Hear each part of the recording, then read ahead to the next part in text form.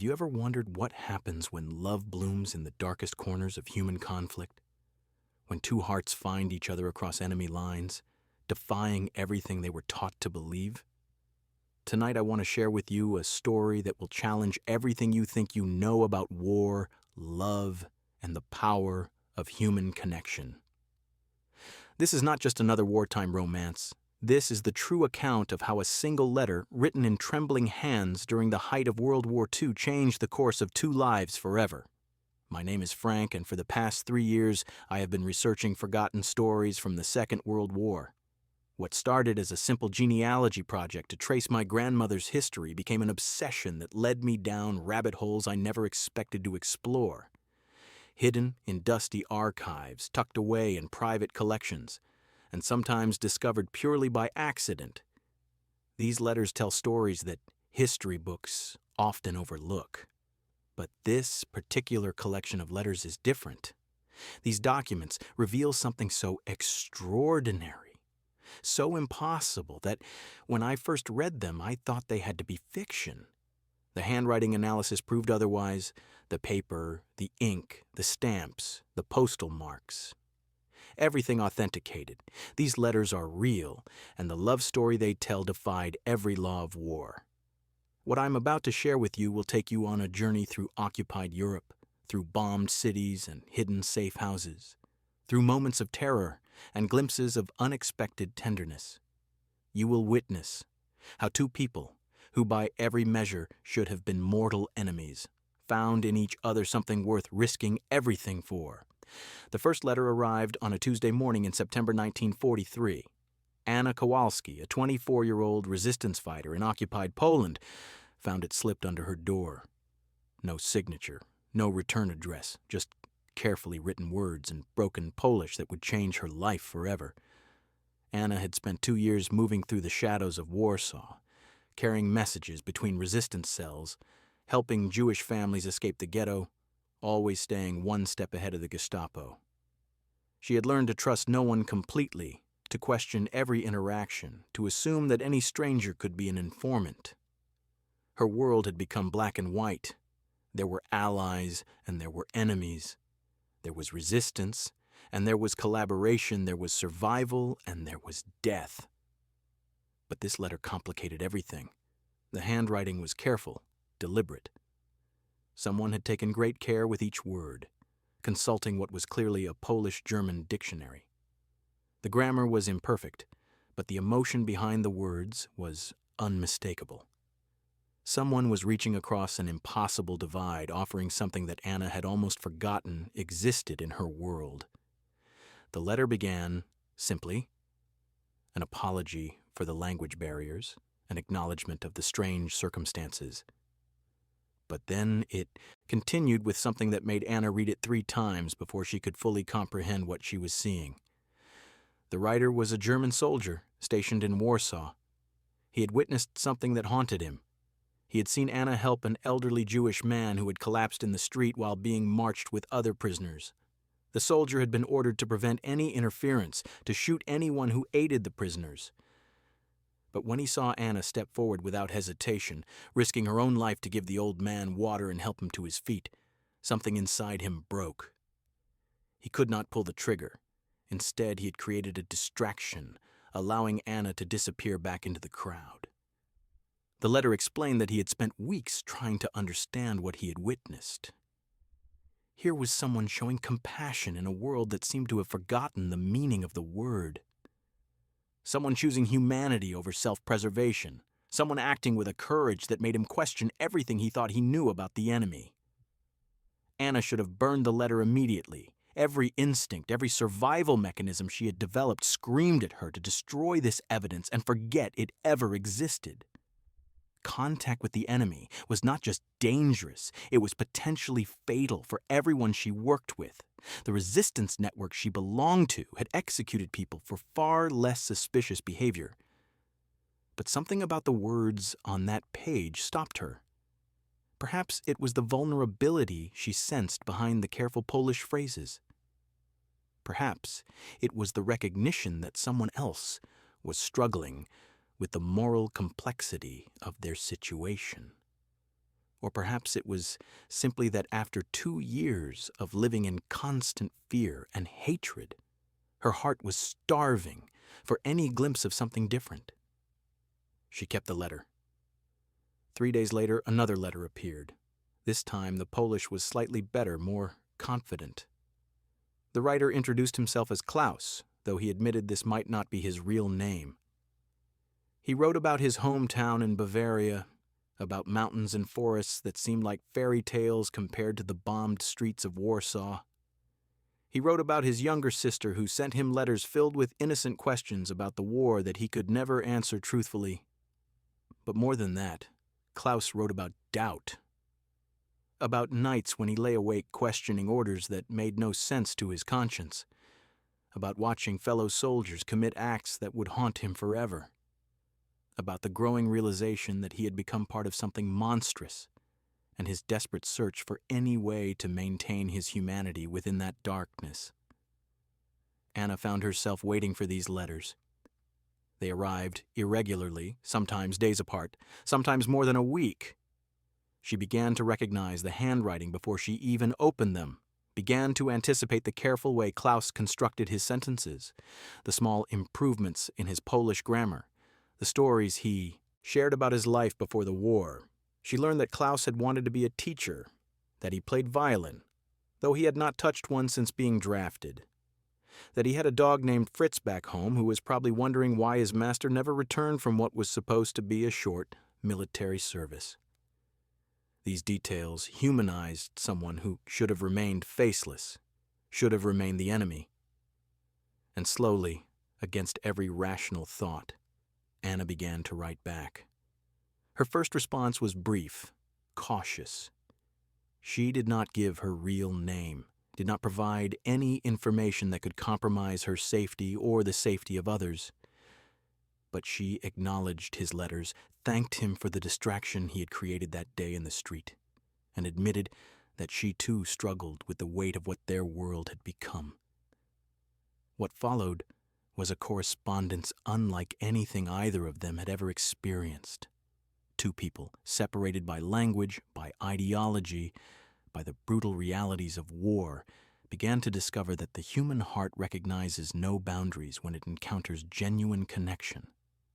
Klaus wrote about the contradiction of being ordered to hate people he had never met, of being told that certain lives had no value while being raised to believe in the dignity of all human beings. Anna wrote about the exhaustion of constant vigilance, about the fear that lived in her chest every moment of every day, about the way hope had become both a necessity and a luxury she could barely afford. They shared memories of peacetime that seemed like glimpses of another world. Klaus described summer festivals in his village, the sound of church bells on Sunday mornings, the taste of his mother's apple strudel. Anna wrote about university lectures she had attended before the war, about poetry she had loved, about dreams of traveling to places that now seemed impossibly distant. But it was not just nostalgia that filled their letters. They began to share their fears about the future, their questions about survival, their desperate hope that somehow, somewhere beyond the war, a different world might be possible. The danger of this correspondence was extraordinary. If Klaus had been discovered, he would have faced court-martial and execution. If Anna had been caught, she would have been tortured for information about the resistance network before being killed. Every letter they exchanged was a risk that could have destroyed not just their own lives, but the lives of everyone they were connected to. Yet, they continued writing.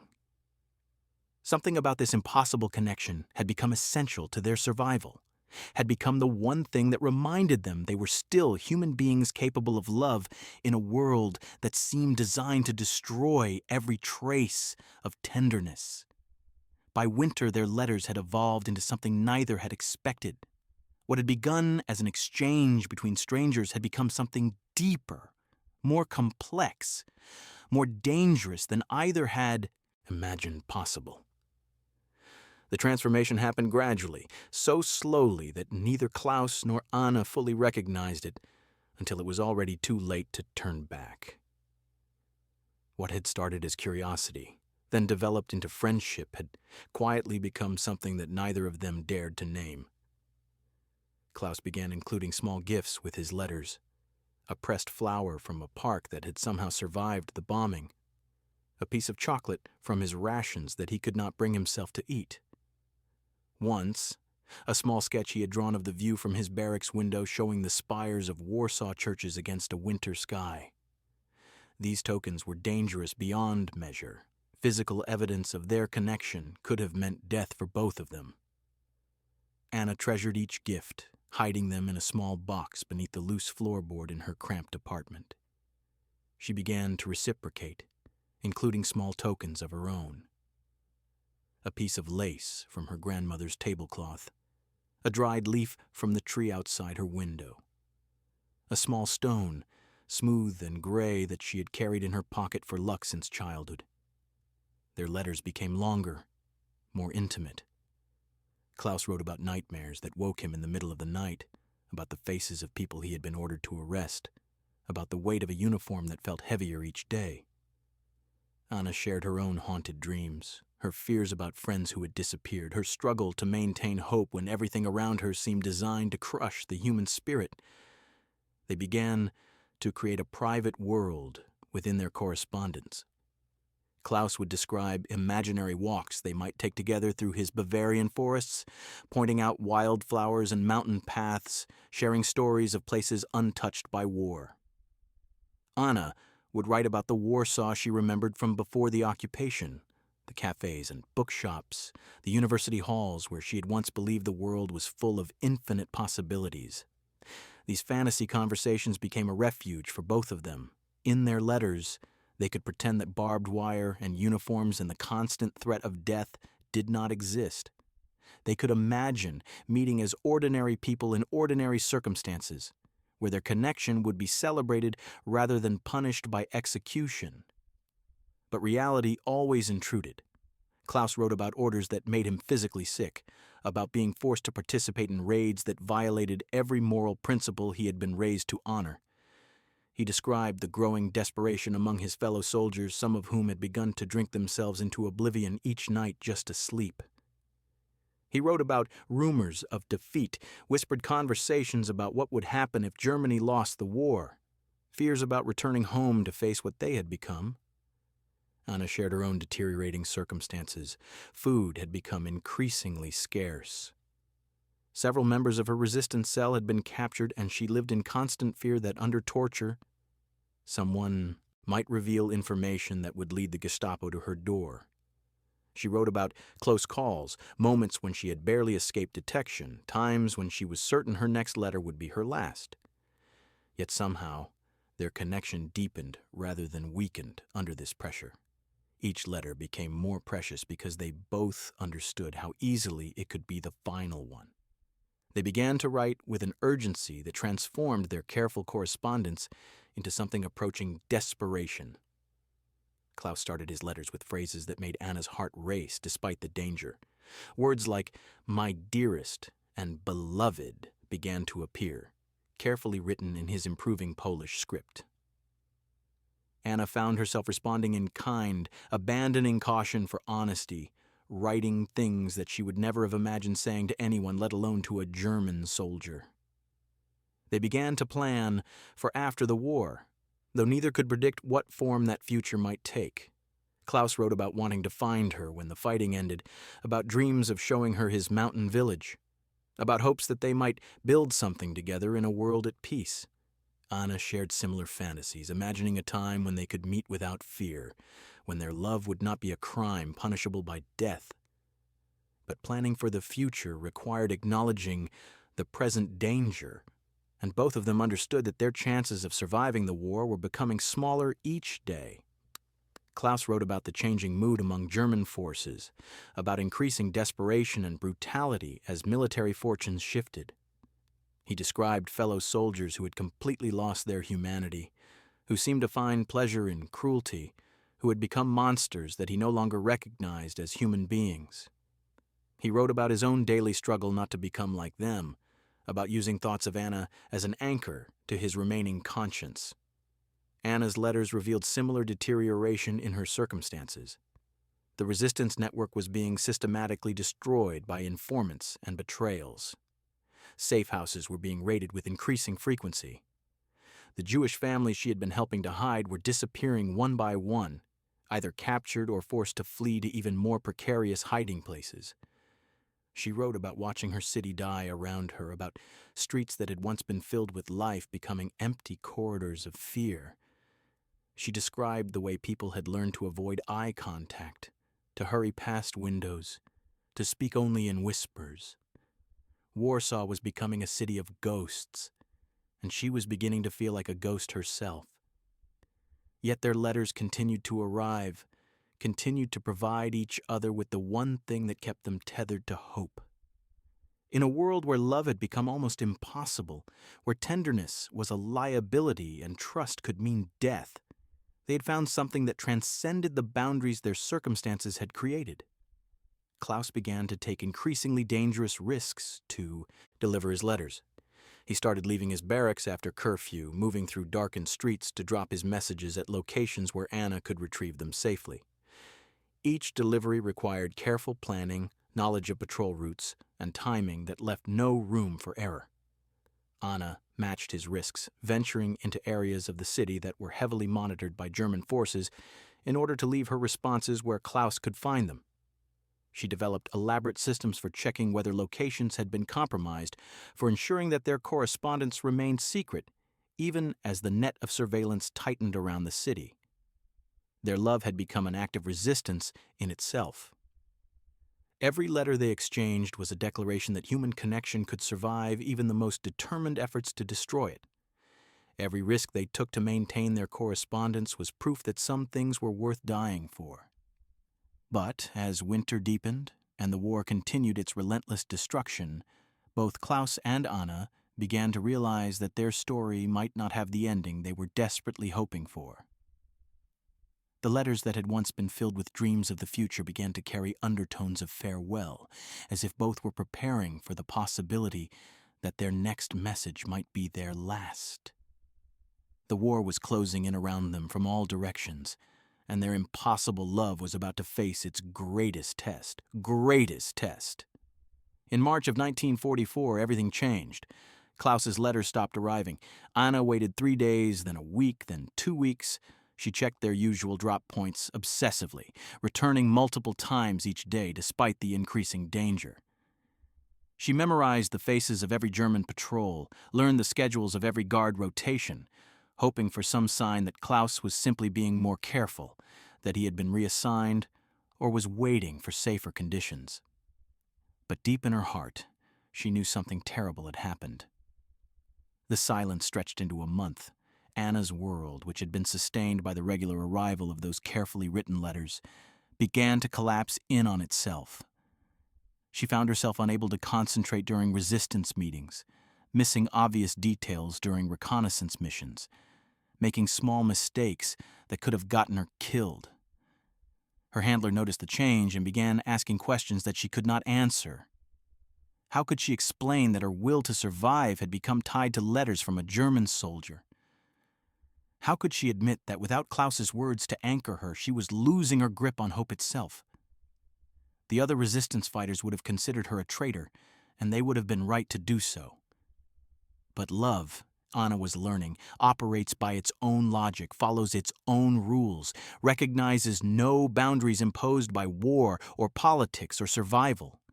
She had fallen in love with a man she had never seen, whose real name she might not even know, whose touch she had never felt. Yet, that love had become more real to her than the bombed buildings around her, more substantial than the daily fear that governed every decision. She began taking increasingly reckless chances, volunteering for the most dangerous missions, hoping that action might distract her from the growing certainty that Klaus was dead. She sabotaged German supply lines with new ferocity, attacked patrols with desperate courage, threw herself into resistance work as if she could somehow reach Klaus through the violence she inflicted on his fellow soldiers. Her comrades began to whisper that Anna had become suicidal, that she was taking unnecessary risks that endangered everyone around her. They were not wrong. Without Klaus's letters to remind her that some Germans remained human, Anna found herself losing the ability to distinguish between individual enemy soldiers and the faceless force that was destroying her country. The irony was bitter beyond words. Klaus's letters had taught her that love could survive hatred, that individual human beings could transcend the circumstances that divided them. But his disappearance was teaching her the opposite lesson, showing her how quickly love could transform into a fury that made no distinctions, recognized no innocence. Then, on a rainy Thursday evening in late April, Anna returned to her apartment to find something that made her heart stop. Not a letter this time, but a small package wrapped in brown paper, tucked beneath the loose brick where Klaus had sometimes left his messages. Her hand shook as she opened it. Inside was a photograph, slightly blurred and hastily taken, showing a young man in German uniform standing beside a military transport vehicle. He had dark hair, serious eyes, and a face that somehow matched the voice she'd imagined while reading his letters.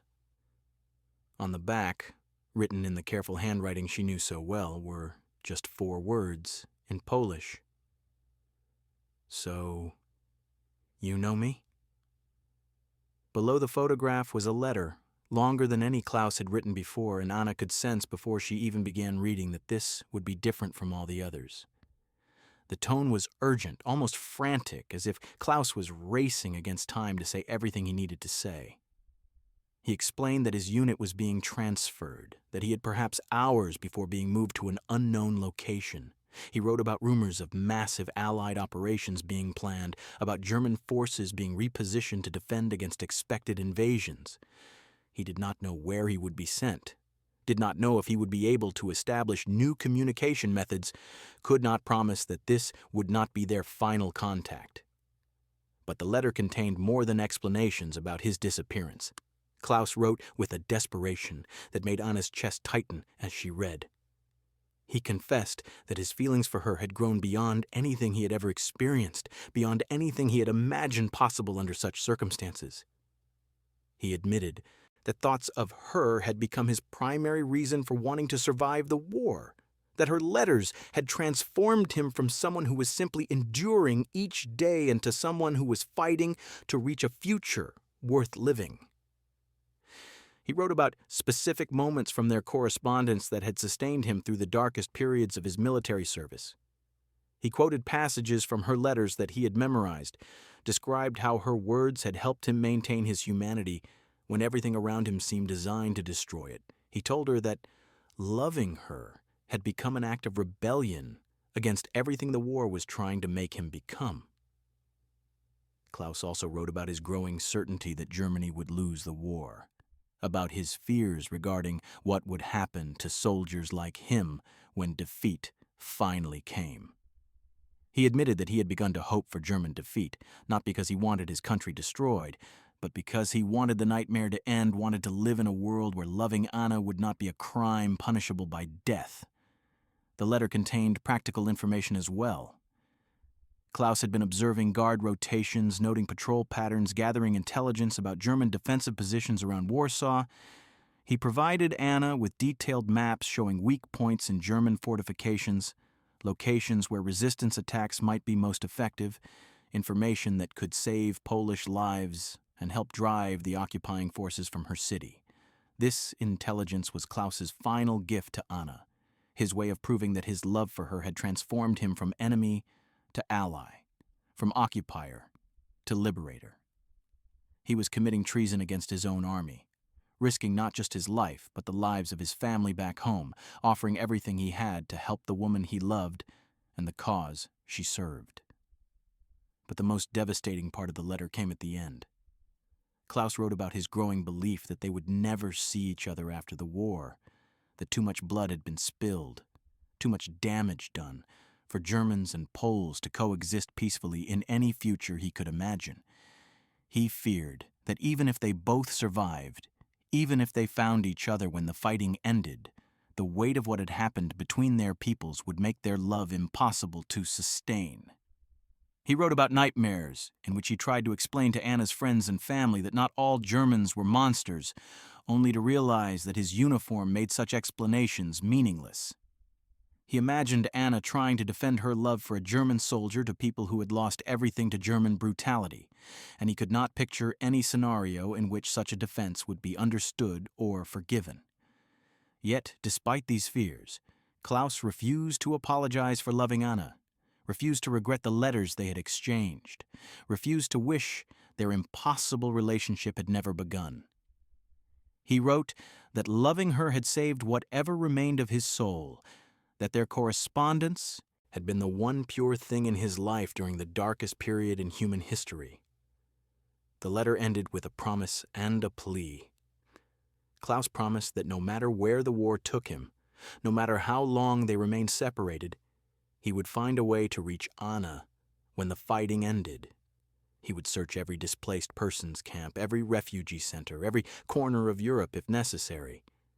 He would never stop looking for her, never stop believing that their love could survive whatever obstacles the post-war world created.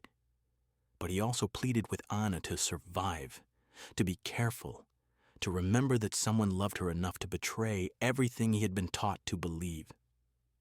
He begged her not to take unnecessary risks, not to throw her life away in grief if his letters stopped coming, not to forget that somewhere, somehow, he was fighting his own battles and thinking of her every moment. Anna read the letter 7 times before the words fully penetrated her consciousness. She studied Klaus's photograph until she had memorized every detail of his face, until she could close her eyes and see him clearly. She spread out the intelligence maps he had provided, recognizing immediately how valuable this information would be to the resistance, how many lives it might save. But more than anything, she felt the weight of Klaus's love pressing against her chest like a physical force. Someone had risked everything to love her, had chosen her over country and duty and survival itself. Someone had found her worthy of the ultimate sacrifice, had made her the center of his universe even though they had never touched, never kissed, never spoken each other's names aloud. The magnitude of this love was almost unbearable. Anna had spent 2 years learning to harden her heart, to suppress emotions that might compromise her effectiveness or endanger her comrades. She had trained herself to think strategically, to prioritize the mission over personal feelings, to accept loss as an inevitable part of resistance work. But Klaus's letter shattered every defense she had constructed. His love demanded that she remain vulnerable, remain human, remain capable of hope, even when hope seemed like the cruelest possible torture. His love required her to believe in futures she could not imagine, to trust in possibilities that seemed to defy every lesson the war had taught her. Anna spent that night walking through the ruins of Warsaw, Klaus's letter pressed against her heart, his photograph tucked safely in her coat pocket. She looked at the bombed churches and destroyed homes, the empty streets and broken windows, trying to imagine this city rebuilt, trying to envision a world where German soldiers and Polish resistance fighters could meet as lovers instead of enemies. The vision seemed impossible, but Klaus's love had taught her that impossible things could happen, that human hearts could transcend any boundary when they encountered genuine connection. If love could bloom between them under such circumstances, perhaps anything was possible. Perhaps the war would end. Perhaps they would find each other. Perhaps the world could be remade in ways that seemed unimaginable from where she stood among the ruins. But first, she had to survive. Klaus had given her intelligence that could help drive the Germans from her city, had provided her resistance cell with information that could save countless Polish lives. His love had become a weapon against his own army, his betrayal a gift to her people. Anna understood that she now carried not just her own survival on her shoulders, but Klaus's hopes for their future together. She had to live not just for herself, but for the man who had chosen love over loyalty, who had risked everything to place his trust in an enemy who had become the most important person in his world. The next morning, Anna delivered Klaus's intelligence to her resistance commanders, watching their faces transform as they realized the value of what she was providing. They asked no questions about her sources, understanding instinctively that some gifts should not be examined too closely. But Anna could see the recognition in their eyes, the understanding that this information could only have come from someone with intimate access to German military planning. Within a week, the intelligence Klaus had provided resulted in 3 successful attacks against German positions, operations that killed dozens of enemy soldiers and destroyed significant military supplies. Anna participated in 2 of these missions, fighting with renewed purpose, knowing that every German soldier she killed brought Klaus closer to the defeat he now hoped for, brought them both closer to a world where their love might be possible. But even as she fought, Anna found herself searching the face of every German prisoner, every wounded enemy soldier, hoping against hope that she might somehow encounter Klaus among the men she was fighting against. The possibility that she might be forced to kill the man she loved, that their war might end with her bullet finding his heart, haunted her dreams and made every battle a complex mixture of duty and terror. The war ground on through the summer of 1944, and Anna learned to live with the constant ache of Klaus's absence. She threw herself into increasingly dangerous operations, using the intelligence he had provided to strike at German supply lines and communication networks. Each successful mission felt like a prayer offered for his safety, each enemy casualty a step closer to the reunion she barely dared to imagine. Her resistance cell began to notice changes in her behavior. Where once she had been cautious and methodical, Anna now volunteered for the most perilous assignments. She moved through occupied Warsaw with a recklessness that both inspired and terrified her comrades. During firefights, she seemed to court danger, standing exposed for crucial seconds longer than tactical wisdom. Occupation began. Resistance fighters dared to speak openly about liberation, about the possibility that their nightmare might actually end. Anna found herself caught between hope and terror as these rumors spread. Liberation would mean survival, would mean the chance to search for Klaus in whatever remained of post-war Europe. But it would also mean confronting the reality of what their love had cost, of how many people had died while she was falling in love with a German soldier. She began to imagine the questions she would face when the fighting ended. How could she explain to other survivors that she had maintained a secret correspondence with the enemy? How could she justify the risks she had taken, the security she had compromised, the trust she had violated by loving someone whose uniform represented everything they had fought against?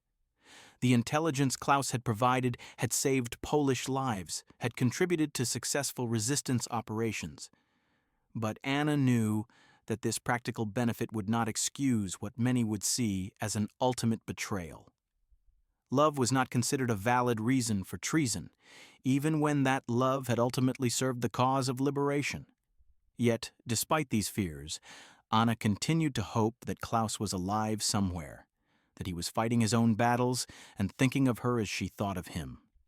She imagined him in retreat with German forces, carrying her photograph the way she carried his, holding on to their shared dreams, even as his world collapsed around him. She pictured him in field hospitals, in prisoner of war camps, in the chaos of military units dissolving under the pressure of advancing Allied forces. In every scenario she imagined, Klaus was struggling to survive not just for his own sake, but for the future they had planned together, for the love that had become his reason for wanting to outlive the war. Anna's unsent letters began to take on a different tone as liberation seemed increasingly possible. She wrote about practical concerns, about how they might find each other in the aftermath of Germany's defeat. She described the plans she was making to search displaced persons camps, to contact international relief organizations, to use every resource available to locate one specific German soldier among the millions who would be scattered across post-war Europe. She wrote about her growing determination to defend their love regardless of what others might think. Klaus had chosen her over his own country, had risked everything to help her people. She would not abandon him when victory arrived, would not pretend that their correspondence had never happened, would not deny the love that had transformed both of their lives. But, Anna also wrote about her fears regarding what Klaus might have become during the months since his last letter. War changed people in unpredictable ways, and she had no idea what experiences he had endured since leaving Warsaw. The gentle, thoughtful man who had written those careful letters might have been destroyed by combat, by witnessing additional atrocities, by the simple, brutal mathematics of survival in a losing army. She worried that the Klaus she had fallen in love with existed only in those letters, that the real man might be someone she would not recognize or might not be able to love. She feared that their correspondence had been a beautiful illusion, a shared fantasy that could never survive contact with actual reality. Yet even as these doubts plagued her, Anna found herself unable to stop believing in the love they had shared. Those letters had been too real, too honest, too transformative to dismiss as mere wartime delusion. Klaus had revealed his soul to her across impossible circumstances, had trusted her with his deepest fears and most cherished hopes. That level of vulnerability could not be faked, could not be manufactured for strategic purposes. Klaus had loved her authentically, completely, at tremendous personal risk. Anna owed it to that love, to the man who had chosen her over everything else in his world, to maintain faith in their connection regardless of what obstacles the future might present. As winter approached and the sounds of distant artillery grew louder, Anna began to sense that her time in occupied Warsaw was drawing to a close. Whether through liberation or death, the chapter of her life defined by resistance work and secret letters was ending. Soon she would either be free to search for Klaus, or she would be beyond caring about anything at all. She spent her final weeks in the occupied city visiting places where Klaus had left his letters, walking streets where she had imagined meeting him, trying to memorize details that she might someday describe to him if they were reunited. Warsaw had become the geography of their love story, and she wanted to carry those locations with her wherever the future took her. Anna also began making practical preparations for survival and search operations. She memorized the names of Klaus's hometown, his family members, his military unit designation. She gathered information about German prisoner of war camps, about repatriation procedures, about international organizations that might assist in locating missing persons. But more than anything, Anna prepared herself emotionally for the possibility that Klaus might be dead, that their love story might have no reunion, that she might spend the rest of her life searching for someone who would never be found. She wrote him one final letter, expressing everything she had never had the chance to say, confessing the depth of her love and her gratitude for the way he had changed her understanding of what was possible between human beings. This last letter was different from all the others. Anna wrote it knowing that Klaus might never read it, that it might serve only as her own farewell to a love that had sustained her through the darkest period of her life. She poured onto paper all the tenderness and hope and desperate longing that had accumulated during months of silence, creating a document that captured the essence of what they had shared, even if they never shared anything again. She folded this final letter carefully and placed it with Klaus's photograph in a small waterproof container that she sewed into the lining of her coat. Whatever happened next, wherever the war took her, she would carry this record of their impossible love. This proof that human connection could survive even the most determined efforts to destroy it. The sounds of artillery were growing closer each night, and Anna knew that soon she would learn whether their story would have a second chapter or whether it would end forever in the ruins of Warsaw. But regardless of what the future held, she had been changed by loving Klaus, had been transformed by the experience of finding tenderness in the midst of brutality. That transformation was something the war could not take away from her, something that would survive regardless of whether Klaus did. Their love had proven that even in humanity's darkest hour, individual hearts could choose connection over hatred, could choose hope over despair, could choose each other over the forces trying to tear the world apart. As Anna prepared for whatever was coming next, she carried that knowledge with her like armor against everything that sought to destroy the possibility of love in a world gone mad with violence. The liberation of Warsaw came not with celebration, but with the hollow silence of exhaustion. Anna emerged from the rubble of her city in January 1945, one of the few resistance fighters to survive the final brutal months of occupation. Soviet forces had driven the Germans westward, leaving behind a landscape so devastated that survivors struggled to recognize streets they had walked their entire lives. Anna's first priority was not rest or recovery, but information. She haunted every military checkpoint, every displaced person center, every temporary office established by Allied forces. She carried Klaus's photograph in her pocket, worn soft from handling, and showed it to anyone who might have encountered German prisoners or witnessed the retreat of his unit. The responses were always the same.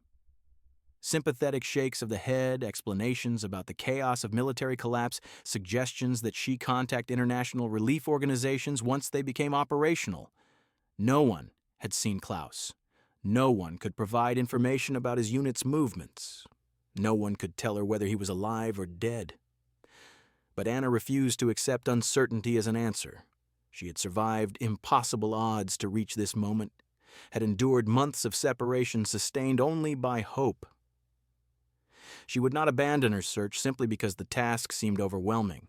She made her way westward, following the path of German retreat, visiting every prisoner of war camp that would admit civilians. Anna learned to navigate military bureaucracy, to charm information from bored clerks, to persist through rejection after rejection. She slept in displaced persons camps, in bombed churches, in the ruins of abandoned buildings, always moving toward the next potential source of information about Klaus's whereabouts. The camps were filled with thousands of German prisoners, hollow-eyed men in tattered uniforms who had survived battles that killed most of their comrades. Anna walked through these facilities methodically, studying every face, showing Klaus's photograph to anyone willing to look. Most prisoners were too broken to engage with her questions, but occasionally someone would examine the image carefully, would shake their head with genuine regret at being unable to help. She began to understand the true scale of what she was attempting. Millions of German soldiers had been killed, captured, or simply disappeared during the final collapse of Hitler's armies. Individual units had been scattered across hundreds of miles, their members separated and reassigned so many times that tracking any specific person became nearly impossible. Yet, Anna persisted. She learned basic German phrases that helped her communicate with prisoners and camp administrators. She developed systems for organizing the information she gathered, creating detailed maps that tracked which camps she had visited, which units had been processed through various facilities, which leads had proven false. Months passed. Spring arrived with wildflowers blooming among the bomb craters, with farmers attempting to plant crops in soil that still contained unexploded ordnance. Anna's search took her through the American occupation zone, then into British-controlled territory, always following rumors and partial information that might lead to Klaus. She encountered other searchers during these travels, people looking for missing family members, for friends who had disappeared during the war's final chaos. These fellow seekers formed an informal network, sharing information and resources, supporting each other through the emotional exhaustion of endless searching. Anna met women whose husbands had vanished during military retreat, children seeking parents who had been separated during bombing raids, elderly couples trying to locate sons whose units had been destroyed in the final battles. Each story reminded her that her search for Klaus was just one thread in a vast tapestry of separation and loss that stretched across all of Europe. But none of these other searchers were looking for someone who had been their enemy, someone whose love constituted a betrayal in the eyes of most survivors. Anna learned to be careful about how she described Klaus, to refer to him as a friend rather than as the German soldier who had stolen her heart. The truth would have been incomprehensible to people who had lost everything to German brutality. Summer brought new challenges to Anna's search. Prisoner of war camps began, releasing inmates as part of denazification programs, sending thousands of former German soldiers back to their home communities or into uncertain futures as displaced persons. This massive movement of people created additional chaos, but it also meant that Klaus might now be free, might be searching for her just as desperately as she was searching for him. Anna shifted her strategy, focusing on repatriation centers and displaced persons facilities in the German occupation zones. She reasoned that Klaus would eventually attempt to return to his Bavarian hometown, that he would try to reconnect with his family and rebuild some version of normal life. She made her way south toward Bavaria, traveling through landscapes that bore the scars of war's final convulsions. Bombed cities, destroyed bridges, refugee columns that stretched for miles along broken highways. Everywhere she looked, Anna saw evidence of the complete collapse of the world that Klaus had once called home. The journey took weeks. Anna walked. When no transportation was available, Dabo Hashwatsesandon hitched rides with military convoys when possible, sometimes traveled for days with refugee families who had accepted her as a temporary member of their group. She learned to navigate the complex bureaucracy of occupation zones, to present the proper documents at countless checkpoints, to explain her presence in terms that satisfied suspicious officials. When she finally reached Klaus's home region, Anna felt her heart racing with anticipation, mixed with dread. This was the landscape Klaus had described in his letters, the mountains and forests that had seemed like fairy tales when viewed from bombed Warsaw. Now she was actually here, walking through villages he might have known, breathing air he had breathed during peacetime. But the Bavaria she found was not the idyllic homeland Klaus had remembered. Allied bombing had destroyed many towns and cities. Refugees from eastern regions had overwhelmed local resources. The social fabric that had once defined rural communities had been shredded by years of war and months of military occupation. Anna located the village Klaus had mentioned as his birthplace, a small community nestled in a valley that still retained some of its pre-war beauty, despite obvious signs of recent hardship. She approached carefully, uncertain how local residents would react to a Polish woman asking questions about a former German soldier. Her caution proved justified. The villagers she encountered were suspicious and defensive, reluctant to provide information about anyone who had served in the military. Too many families were dealing with their own missing relatives, their own questions about loved ones who might never return. No one wanted to discuss individual soldiers with a foreigner whose motives remained unclear. Anna spent days in and around Klaus's village, observing daily routines, listening to conversations in the local dialect, trying to identify anyone who might have known his family. She visited the church Klaus had mentioned attending, walked streets he might have played on as a child, stood outside houses that could have been his childhood home. But she found no trace of him, no evidence that he had returned to this place that had once been the center of his world. Local records had been destroyed or dispersed during the war's final chaos. Families had fled or been relocated. The community Klaus had described in his letters seemed to have vanished as completely as he had. Anna realized that her search methods needed to become more systematic, more professional. She could not simply wander through Bavaria hoping for chance encounters or lucky discoveries. She needed to access official records, to work with organizations that had resources and authority she lacked as an individual searcher. She made contact with the International Red Cross, with church organizations involved in refugee assistance, with allied military units responsible for processing displaced persons. Anna learned to present her case in ways that emphasized Klaus's intelligence assistance to the Polish resistance, portraying her search as an attempt to locate someone who had aided Allied victory, rather than as a quest to find a lost love. After 3 years of searching through the ruins of post-war Europe, Anna finally received word through Red Cross channels.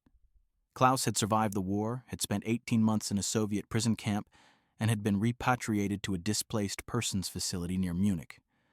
The message was brief, formal, but it contained the information that had kept her alive through the darkest moments of her search. Their reunion, when it finally came, was nothing like the romantic fantasies they had constructed in their letters. They met in a sterile administrative office, surrounded by bureaucrats and translators. Their first words spoken through official interpreters rather than whispered in the intimate privacy they had imagined. Klaus was thinner than his photograph had suggested, marked by experiences that had aged him far beyond his years. Anna carried scars both visible and hidden from her own survival. But when their eyes met across that crowded room, something ignited between them that transcended the awkwardness of their circumstances. This was the face that had sustained her hope, the voice she had imagined reading every letter. Klaus reached across the table that separated them and touched Anna's hand, and in that moment, the impossible became real. Their love story did not end with that reunion, but rather began a new chapter filled with its own challenges and complications.